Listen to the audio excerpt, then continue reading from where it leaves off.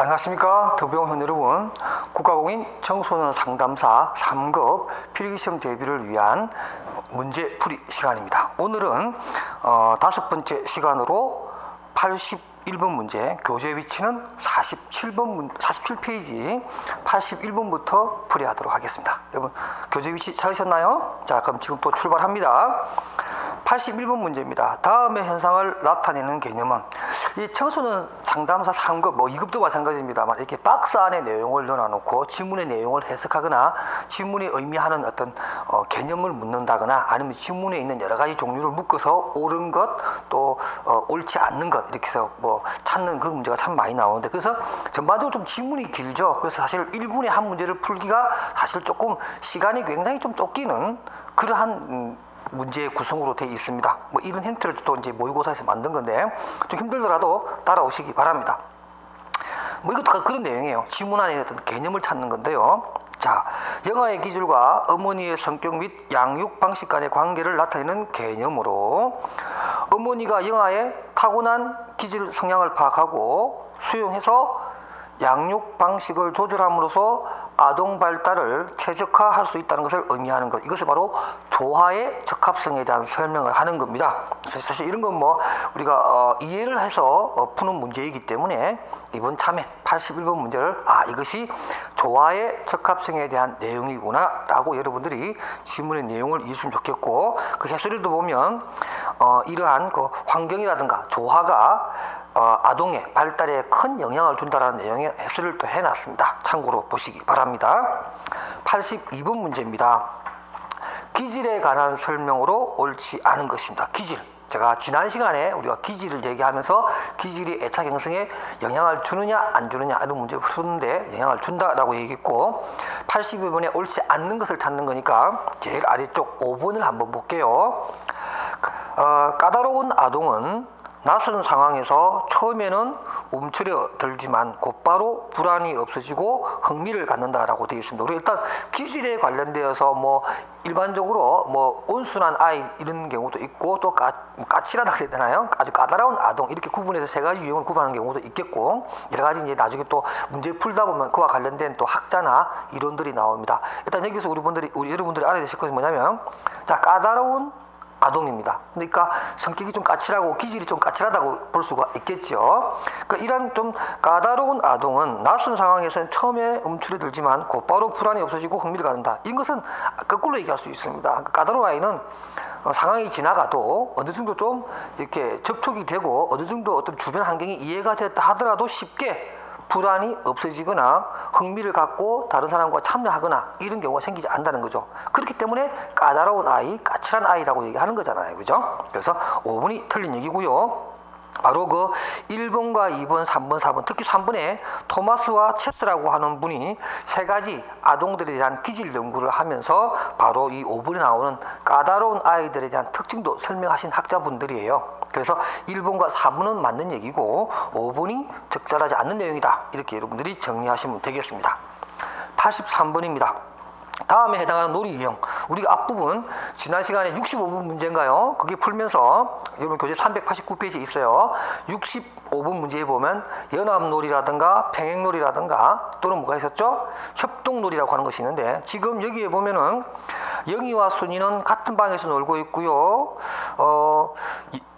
순영이는 영희가 가지고 놀고 있던 인형을 바라보고 있다가 영희가 인형을 내려놓자마자 그 인형을 가지고 놀기 시작하고, 또 두 아이는 서로 놀이에 직접적인 영향을 미치지는 않지만 서로가 서로를 의식하니까 바라본다라는 거죠. 서로에 대해서. 그러니까 노는 것만큼은 좀 독립적으로 온다. 이런 경우가 뭐죠? 평행놀이에 대한 내용이라고 제가 설명을 해드렸어요. 앞부분에서. 그죠? 그래서 연합놀이의 그 전 단계에 있는 평행놀이, 연합놀이, 그 다음에 뭐죠? 협동놀이로 간다. 제가 이렇게 설명드렸어요. 정리 한번 해볼까요? 일단은 이렇게 평행놀이를 먼저 합니다. 평행놀이를 해서 그러다가 이게 발달이 되면 이제 연합놀이를 하죠. 연합놀이는 서로 장난감을 빌려주기도 하고 그렇게 합니다. 그러나 역시 독자적인 놀이를 하고 있고요. 그 다음에 제일 마지막으로 이제 협동놀이. 협동놀이는 리더가 있고 어떠한 목적이 있는 그러한 조금 진화된 놀이 형태를 얘기하는 겁니다. 그리고 여러분들 순서를 좀 알아두시기 바라고요. 84번입니다. 다음 중 아동기의 특징에 대한 설명으로 옳은 것끼리 묶은 겁니다. 아동기. 틀린 것이 기억입니다. 한번 볼게요. 신체 성장 속도가 유아기 때보다 빨라진다. 아니죠. 유아기 때가 훨씬 더 빨리 발달합니다. 양적 또는 질적 발달이 빨라집니다. 그래서 아동기 때도 물론 뭐 발달이 다른 청소년 시기나 또는 뭐 성인기에 비해서야 좀 더 많이 성장하는 속도를 보여주고 있겠습니다만은 아동기가 유아기 때보다 더 빨리 자라는 것은 아니다. 성장하는 것은 아니다. 이렇게 우리가 알 수가 있겠죠. 그래서 84번의 답은 기억이 틀렸으니까 니은, 디귿, 리을의 내용을 담고 있는 5번이 정답이 되겠습니다. 85번 문제입니다. 다음 중 청소년기의 특징으로 옳은 것입니다. 자, 옳은 것을 찾는 거예요. 1번 심한 육체적 정신적 변화를 경험하는 질풍노도의 시기다. 스탠리 홀이라고 하는 분이 언급했던 질풍노도의 시기. 우리 청소년을 보통 그렇게 얘기하죠. 그래서 옳은 내용이 될 것이고요. 2번, 3번, 4번, 5번은 이렇게 됩니다. 에릭슨의 근면성 대 열등감이다. 자, 근면성 대 열등감이 아니라 청소년기는 그야말로 친밀감과 고립감의 단계를 얘기할 수가 있겠고요. 그 다음에 3번에 보면 청소년 시기는 구체적 조작기가 아니라 형식적 조작기. 왜냐하면 형식적 조작기는 12세부터 성인기까지니까 청소년 시기에 해당되는 조작기는 형식적 조작기가 될 겁니다. 그래서 4번에 보게 되면 자신에 대한 자신감과 상황에 대한 대처 능력이 확립된다. 자, 청소년 시기에 어떤 대처 능력, 문제 해결 능력 이게 다 완성됐다, 확립됐다 보기에는 좀 이르죠. 5번입니다.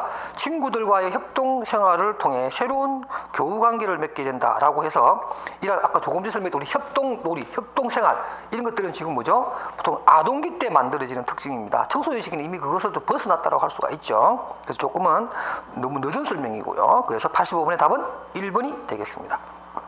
86번입니다. 에릭슨의 심리사회적 발달 이론을 기초할 때 청소년기의 정체감 형성이 중요한 이유로 옳지 않는 것. 그러니까 정체감 형성이 중요한데 그 중요한 이유에 대해서 부적절한 내용을 찾아라 이런 얘기입니다. 그래서 86번의 답은 5번을 찾아보겠습니다. 5번 보면 이성과의 진실한 관계를 희망하고 성역할의 고착화가 일어나기 때문이다. 자, 성역할의 고착화. 성역할의 고착화는 아동기 때 좀 있다가 청소년 시기가 들면서 이 고착화가 조금 더 희석돼서 좀 넓어지기 시작합니다. 그러니까 뭐 남자는 어떻고 여자는 어떻고 이런 것들은 주로 아동기 때까지 고착화돼 있다가 청소년 시기가 되고 이성과의 관계가 접촉도 많아지게 되고 또 인지 발달이 됨으로 해서 이러한 성역할에 대한 고착성, 내지는 성역할에 대한 고정관념이 조금 깨지면서 희박해진다. 좋은 의미에서 희박하는 거예요. 그래서 남성, 여성을 구분하는 이러한 고착성이 점점점 넓어지고 약화되는 경향이 있다. 이렇게 설명을 해야 맞는 거겠죠. 자, 1번과 2번, 3번, 4번은 맞는 얘기니까 여러분들 읽어봐 주시고요. 86번의 답은 5번이 틀렸다. 성역할의 고착화가 강화되는 것이 아니라 약화된다. 일어나는 것이 아니라 희석된다. 이렇게 여러분들이 이해를 해주셨으면 좋겠습니다. 87번입니다. 다음 중 부모와 청소년 사이에 의사소통을 원활하게 하기 위한 나 전달법, I 메시지라고 하는 그러한 의사소통 방법의 특징에 대해서 설명한 것인데 옳은 것을 찾으라고 되어 있습니다. 그래서 보면 나가 옳아요. 나 전달법에서 4번이 옳은 겁니다. 4번. 나 전달법에서 행동에 대한 묘사는 비판적이지 않고 객관적이어야 한다. 아주 중요한 얘기입니다. 이게 이제 나 전달법의 하나의 어떤 그 기법이라고 할 수 있죠. 테크닉이라고 할 수가 있습니다. 근데 1번, 2번, 3번, 5번은 틀렸는데 1번은 느낌서술, 행동서술, 결과서술이 아니라 행동서술, 느낌서술, 결과서술 이렇게 나와야 됩니다. 행동이 먼저 나오고 행동에 대한 서술을 하는 거예요. 네가 조금 전에 이런 행동을 했었지라고 하긴 하고 근데 그 행동을 보는 나의 느낌은 어땠어? 라고 해서 느낌에 대한 기술을 해주고 그 다음 마지막에 그 두가 관련해서 결과를 서술해내는 이러한 과정을 겪습니다. 꼭 여러분들 기억하시기 바랍니다. 그러니까 행동의 서술을 먼저 하는 거예요. 네가 조금 전에 이렇게 얘기한 행동이나 말이 있었다는 걸 확인을 하죠. 그런데 거기에 대해서 너의 느낌이나 나의 평가가 아니라 나는 어떻더라고 하는 화자, 말하는 사람의 느낌을 서술해주고 그 다음에 그래서 나는 어떻다. 그래서 네가 앞으로 이렇게 행동해줬으면 참 좋겠다라고 하는 결과에 도달하는 이런 방법을 택해야 된다는 거죠. 그래서 1번은 순서가 좀 적절하지 못했고요. 그 다음에 2번에 보면 구현하기가 비교적 어려운 방법으로 너 전달법에 비해 효과가 낮다가 아니라 높다. 또 청소년의 낮은 자존감과 고립감을 경험하게 하는 방법이다 라고 되어 있는데, 낮은 자존감과 고립감을 하는 것이 아니라 청소년에 대한 어떤 뭐라 그럴까요? 자존감을 지켜주는 거죠. 그래서 아주 뭐 비난하거나 이런 것이 아니라 그야말로 나 중심의 느낌을 얘기함으로써 청소년에게 스스로 각성하고 자각하게 하는 그런 아주 좋은 방법이라고 할 수가 있습니다. 5번에 보면 상대의 장점을 구체적으로 집어 말하고 상대방에게 부탁하듯이 말하는 것이다. 그런 것이 아니라 상대방에 대해서 내 느낌을 전달함으로 해서 상대방이 스스로 각성하고 느낄 수 있도록 하는 간접합법적인 측면이지만 그러나 강렬한 어떤 화자의 뜻을 전달하는 아주 좋은 의사소통 방법이라고 할 수가 있습니다. 그래서 나 전달법 이번 87번 문제를 가지고 완전히 정리해 주시기 바랍니다. 88번입니다. 청소년들이 친구를 사귈 때 고려하는 구조적 차원에 대한 설명으로 옳은 것입니다. 옳은 것. 그래서 4번이 정답인데요. 한번 읽어볼게요. 친구가 나와 얼마나 가까운 동네에 사는지, 얼마나 오랫동안 사귀었는지를 고려하는 것을 우리가 구조적 차원의 얘기를 합니다. 그래서 그 해설에 보면 이러한 청소년들이 친구를 사귈 때 고려하는 차원이 여러 가지 있습니다. 그래서 유사성 차원, 양립 가능의 차원, 그 다음 역할 모델의 차원, 구조적 차원, 그리고 마지막으로 상호성 차원이라고 하는 총 5개의 차원이 있는데 이 중에서 4번째에 속하는 구조적 차원에 대한 설명을 제가 해놨습니다. 해설서에. 그래서 여러분 기본 골격서에 없는 내용이긴 하지만 이 부분을 이 88번의 해설을 가지고서 여러분들의 지식의 확장을 꾀하시기 바랍니다. 꼭 요거 88번 문제 좋은 내용이니까 청소년기에 있어서의 교우관계에 관한 들여다보는 5가지 차원에 관한 내용이니까 이번 기회에 꼭 참고해서 이것을 학습해 두시기 바랍니다. 그 다음에 89번 문제입니다. 조숙과 만숙에 대한 설명으로 옳지 못한 것을 모두 고르시오. 여러분 특히 조숙, 만숙이라고 하는 말이 참 어려운 말인데 조숙이라고 하는 말은 우리가 왜 쌀 벼 같은 경우도 뭐 조생종이 있고 만생종이 있죠. 조생종은 뭐예요? 조생종은 늦게 심고 빨리 거두는 것이고 만생종은 빨리 심고 늦게 추수하는 거죠. 그래서 만생종의 쌀이나 벼가 좀 품질이 좀 좋다 이렇게 얘기합니다.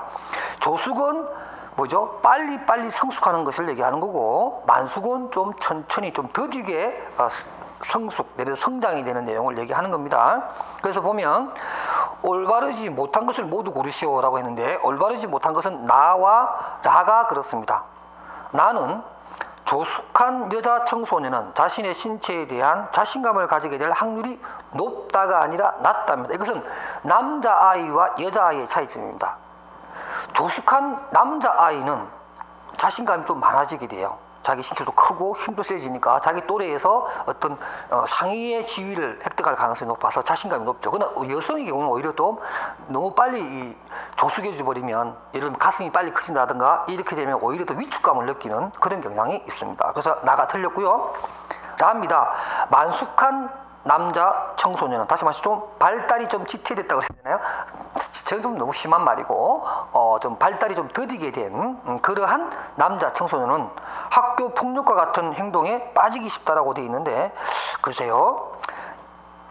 일반적으로 학교 폭력과 같은 행동을 하게 되는 것은 만숙이 아니라 조숙이죠. 빨리 몸이 커져버린 친구들이 좀 이렇게 힘도 좀 과시하고 싶고 성적 리비도가 막 폭발을 들이켜서 그냥 질풍노도 시기에 아주 그야말로 그냥 청소년 시기를 특징을 그대로 보여주는 그러한 친구들을 볼 수가 있기 때문에 만숙이 아니라 조숙한 남자 청소년들은 학교 폭력과 같은 행동에 비교적 빠지기 쉽다 이렇게 설명해야 맞는 것 같아요. 그래서 가와 다는 맞는 얘기니까 참고하시고 나와 라가 왜 틀렸는지 설명해 드렸으니까 꼭 기억하시기 바랍니다. 90번 문제입니다. 아동기와 청소년기의 또래 관계에 대한 설명으로 옳지 않는 것입니다. 옳지 않는 것. 4번 해볼게요.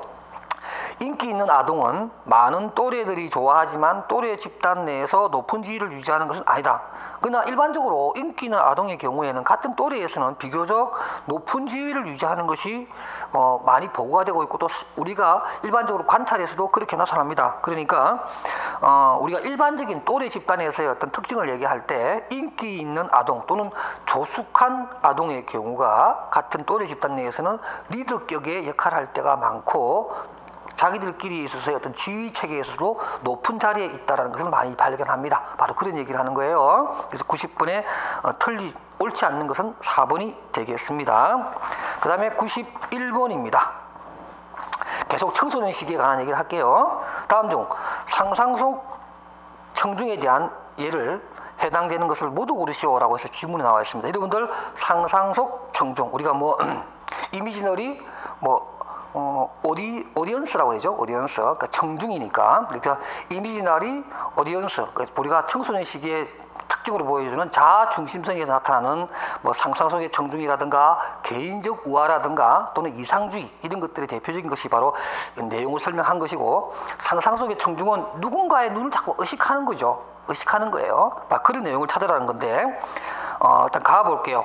어제 라면을 먹고 잤더니 얼굴이 퉁퉁 부었다. 전철을 타고 오는 내내 사람들이 퉁퉁 부은 내 얼굴만 쳐다보는 것 같아서 너무 창피했다 라고 해서 다른 사람들이 자기 쳐다보지도 않는데 상상 속에 청중이 있다고 보고 자신의 어떤 외모에 대해서 굉장한 어떤 굴욕감이라든가 수치심을 느끼는 이러한 상태를 얘기하는데 가가 안 맞는 얘기고요. 라 볼까요? 오늘은 내내 입술 밑에 뽀록지 때문에 거울만 쳐다봤다. 사람들이 나를 볼 때면 그 부분이 신경 쓰여 눈을 제대로 맞출 수가 없다. 역시 마찬가지로 누군가가 나를 쳐다보고 있다라고 하는 이미지너리 오디언스, 청중 속의 상상 속의 청중의 개념을 설명한 가와 라가 맞고요. 나하고 다는 일반적으로 자기만의 세계를 얘기하는 이상주의, 이러한 내용이고 때로는 개인적 우화에 해당되는 내용이니까 91번의 답하고는 좀 거리가 있죠. 그래서 91번의 답은 2번 가와 라의 내용, 상상 속의 청중 얘기입니다. 92번입니다. 다음 중 청소년기에 대한 설명으로 올바르지 못한 것을 찾는 겁니다. 3번 볼게요. 신경성 거식증은 청소년 초기에 주로 나타나며 환자의 대부분은 남성이 아니고 여성일 경우가 많다. 그런 겁니다. 그래서 거의 95% 이상 이러한 신경성 거식증, 살찌는 거나 체중 불어나는 것에 대한 어떤 그러한 두려움 때문에 밥 먹는 것을 거부하거나 아니면 한꺼번에 많이 먹고 또 어떤 하재를 먹고 토해내버리는 이러한 행동들, 남성보다는 여성들이 훨씬 더 많다. 우리가 많은 보고서에서 그렇게 나옵니다. 그래서 참고로 보시고요. 93번 문제입니다. 시험에서 낮은 점수를 받은 경우에 다음과 같이 말한 학생의 긴 양식과 실패 후 반응이 바르게 묶여진 것. 우리 일반적으로 시험을 쳤는데 그 받은 후에 점수를 보니까 좀 안 좋게 나왔죠. 그래서 이 친구가 이렇게 얘기합니다. 나 너무 점수가 너무 안 좋다. 지난번 시험 앞두고 음악회 가지 말고 공부를 더 했었어야 되는데 좀 후회스럽다, 이렇게 얘기하는 거죠. 자, 이렇게 말한 이 친구의 여러 가지 긴 양식을 살펴보면 일단 음악회에 가지 말고 공부를 더 열심히 해야겠다라고 하는 자기 자신에 대한 잘못에 대한 자책을 가지고 있다는 것은 내적인 요소고요. 그리고 음악회에 가지 않고 일반적으로 어떤 내가 노력을 하지 않았다는 게 마찬가지겠죠. 최선을 다하지 않았다니까 최선을 다하고 안 하고는 불안정 기인입니다. 할 때도 있고 못할 때도 있다. 그러니까 기인 자체의 성격이 불안정할 수도 있겠고요. 그리고 될 대로 되라가 아니라 다음에는 이 친구가 음악회에 가지 않고 공부할 가능성이 많겠죠. 그러니까 무기력적 반응이 아니라 숙달지향적 반응으로서 매우 긍정적인 반응을 한 거예요. 그러니까 이 친구는 내적이면서도 불안적 기인에 기인하면서도 숙달지향적 내용으로 실패 후에 반응을 보여주는 것이다. 이렇게 우리가 정리하면 되겠습니다. 매우 재밌는 문제인데요. 여러분들 요거 꼭 알아두시기 바랍니다. 그 다음 94번 문제입니다. 다음 중 청소년기 품행장애에 대한 설명으로 옳지 않은 것에서 5번입니다. 아동기에 비해 청소년기에 시작되는 품행장애의 예후가 더 나쁘다. 우리가 앞부분에서 다 문제 풀어봤던 문제인데 이러한 품행장애의 예후는 청소년 시기보다 아동기 때 생겨난 것들이 훨씬 더 지속적으로 좀 더 부정적으로 영향을 미친다, 이렇게 볼 수가 있습니다. 그래서 94번의 답은 5번이고요 1, 2, 3, 4번은 맞는 얘기니까 참고로 여러분들이 봐주시기 바랍니다. 95번입니다. 역시 행동장애에 대한 설명으로 올바르지 못한 것에서 3번이 올바르지 못한데요. 볼까요? 학습장애는 주로 지적 능력이 정상보다 낮은 아동에게 나타난다. 학습장애라고 하는 것은 어쩌면은 지능, IQ라든가 지적 능력하고는 상관없는 거예요. 학습장애는 지적 능력이 뛰어난 아이든 또 뛰어나지 않은 아이든 누구에게나 다 찾아올 수 있는 것이고, 학습장애라고 하는 것은 그런 거예요. 그 아이가 가지고 있는 지적 능력이 있어요. 근데 그 지적 능력에 걸맞는 학업의 성취도라든가 또는 여러 가지 활동에 있어서의 어떤 성취가 떨어지는 것을 얘기하는 겁니다. 그러니까 학습 장애가 있다고 해서 지적 능력이 떨어지는 아이냐? 그건 아니라는 거죠. 지적 능력은 학습 능력의 전제 조건이 아니에요. 그래서 꼭 그 해설에도 나오지만 학습 장애는 정상적인 지적 능력이 있는 아동이 불안과 갈등에 의해서 낮은 성적, 어떤 낮은 성적이냐면 그 친구가 가지고 있는 원래의 지적 능력에 비해서 좀 떨어지는, 이것을 우리가 학습 장애라고 합니다. 꼭 여러분들 그 개념을 알아주시기 바랍니다. 96번이에요. 다음 중 아동기 및 청소년기의 발달 이상에 대한 설명으로 옳지 않는 거라고 해서 4번입니다. 신경성 거식증이라고 하는 건데, 그 DSM-5에 보면 제10장에 보면은 급식 및 습식 장애에 대한 내용이 나오고, 지금 이 신경성 거식증은 말 그대로 거식증이니까 과도한 음식 섭취와 구토를 습관적으로 반복하는 것이 아니라, 거식이니까 식사를 거부하는 거니까 과도한 음식 섭취가 아니고 아예 원칙적으로는 밥을 안 먹는 거죠. 그죠? 아예 음식을 거부하는 그런 겁니다. 물론 아주 드물지만 폭식도 하기도 합니다. 그러면서 이제 구토를 해버리는 이런 경우 있기 합니다만은 일반적인 설명이 아니니까 4번이 틀린 내용이라고 볼 수가 있겠습니다. 그 다음에 97번입니다. 청소년 자살에 대한 설명으로 옳은 것입니다. 청소년 자살에 대한 내용인데요. 1번입니다. 청소년의 자살 시도는 죽으려는 의도보다는 어려움을 호소하는 하나의 의사표시일 경우가 많겠다. 뭔가를 호소하려고 하는 경우가 있겠다. 이게 맞는 얘기입니다. 청소년의 자살은 정말 죽기 위한 죽는 것이 아니라 자기의 어떤 억울함 또는 자기의 어떤 불안감 또는 어떤 스트레스 이런 것들에 대해서 자기가 미칠 듯이 힘들다라고 하는 것을 누군가에게 말하고 싶은데 그 말할 수 있는 방법을 잘 모르기 때문에 자살이라고 하는 극단적인 방법을 택하는 거죠. 하나의 의사표시라고 볼 수도 있습니다. 1번 옳게 설명한 것이고요. 2, 3, 4, 5는 해설에 나와 있는 내용대로 여러분들이 이해해 주시면 참 좋겠습니다. 그 다음에 98번 문제입니다. 마리샤의 이론이네요. 마리샤의 자아 정체감에 관한 몇 가지 단계별로 지위가 있지요. 그래서 뭐 정체성 혼미라든가 유해라든가 유실이나 성취 이런 얘기를 하는데, 자 지문의 내용은 이겁니다. 부모님은 내가 가업을 이어받아 목수가 되길 바라십니다. 그래서는 아무 고민 없이 목수가 되기로 결심했습니다. 자, 이런 경우 우리가 정체성 유실이라고 그러죠. 정체성 유실은 마리사의 정체성 유실 단계는 일반적으로 우리가 뭐 그거라고 합니다. 뭐 마감이라고 하기도 하고 또는 뭐죠? 완료라고도 합니다. 이미 내 의사결정을 부모님이 나에게 목수가 되어라 해서 나는 생각 없이 그냥 목수가 됐으니까 나는 나의 정체성을 포기했다 그러면 좀 이상하고 마감했다? 뭐 마감도 괜찮네요. 그러니까 나 이미 이제 내 정체성은 목수로서 나는 완료 지었다 이렇게 얘기하는 거죠. 우리가 일반적으로 좀 바람직한 단계는 정체성의 성취 단계까지 가서 자신의 의사결정에 의해서 자신의 어떤 미래라든가 진로를 설계하는 것이 좋은데, 지금 보기에서는 마리샤가 말하는 정체성 유실의 단계에 대한 내용을 보여주는 지문입니다. 그래서 98번의 답은 3번이 되겠습니다. 그 다음 99번입니다. 역시 마르샤의 자아 정체감 수준에 관한 4가지 지위를 설명하면서 2가지 잣대 기준이 있었죠. 그 기준이 바로 위기가 있느냐, 관여가 있느냐, 이런 2가지에 있느냐 없느냐에 따라서 예를 들면 유실이냐, 뭐 유해냐, 성취냐, 뭐 이렇게 구분을 했잖아요. 바로 그런 것처럼 99번 문제와 우리 앞에서 했던 98번 문제를 같이 섞어서 여러분들이 공부해 주시는데, 그러한 단계 구분의 기준이 되는 것은 위기와 관여라고 하는 2가지 개념 꼭 기억하시기 바랍니다. 100번 문제입니다. 지능검사에 관한 설명으로 옳은 것을 모두 고르시오라고 해서 자 찾아보도록 하겠습니다. 그 보면 일단 가가 틀렸어요. 웩슬러 지능검사는 지능검사의 시초다. 우리가 보통 웩슬러 지능검사가 아니고 지능검사의 어떤 뭐라 할까요?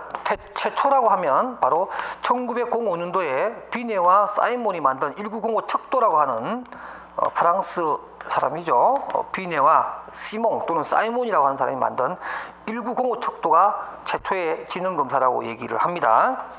그 다음에 나에 보면 비네 앤 시몬 검사는 6개의 언어성 검사와 5개의 동작성 검사로 이게 말로 웩슬러의 지능검사죠. 동작성과 언어성을 구분한 거. 그러니까 나도 틀렸네요. 그러니까 가와 나를 뒤집는 거라고 볼 수 있습니다. 그 다음에 다와 라는 맞는 얘기니까 여러분들 참고로 봐두시기 바랍니다. 자, 이렇게 해서 여러분 또 우리가 100번 문제까지 풀어봤네요. 다음 시간에는 57페이지 101번부터 또 문제를 풀어보도록 하겠습니다. 여러분 오늘도 수고하셨습니다.